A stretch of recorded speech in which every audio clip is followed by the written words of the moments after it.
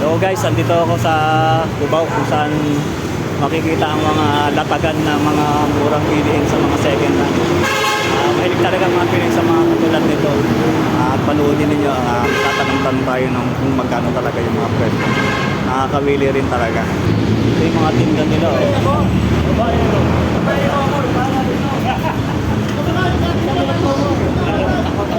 Siya nagpuro. Nadamay pa. Nadamay pa to. Kuya, ba't wala na nga pala yung mga nandun? Hinuhuli nga. Hinuhuli nga lagi. Nainit nga eh. Ay, ito, may nakikinabang na iba. Kaya pala ito na lang. Ito, nakabili ako ng hard disk, 500 GB.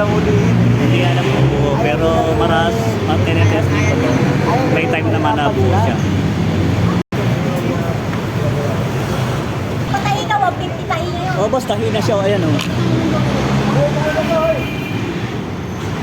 Kasi yung iba, kaya pag-asa pang matuklap siya, hindi na nakatahi na kasi siya. Ayun na yan, magpatahin ka, 50 pesos, 150. Marami ka rin mabibili rito ng mga wire, gaya ng mga sa charger,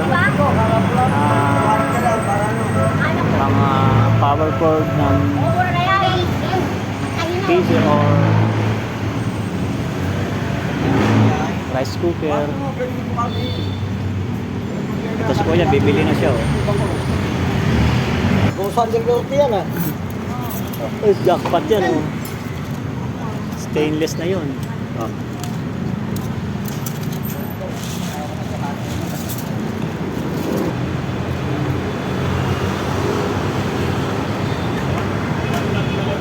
Ano yun, te? Yung mga naglalatag doon.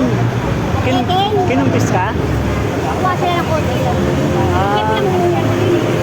Oo, kawawa naman eh. Yun na may mga barya-barya lang din naman ang kinikita ng mga yun. Nagkahulihan pala dito nung nakarang araw, kaya pala kumonti yung mga nakalatag. Hindi pa tayo sa kabila pas, may mga latag din ba, nalatag pa rin dito. Yan na natin yung ibang mga latag dito. Medyo mura talaga, napakababa. May mga cellphone din dito. Ito lang te ah. Apa.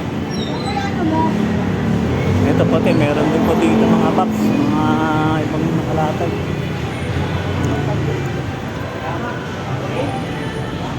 Headset. Lalagyan lang ng boom. Oo yan. Na-testing mo. Magkano yan, Brad?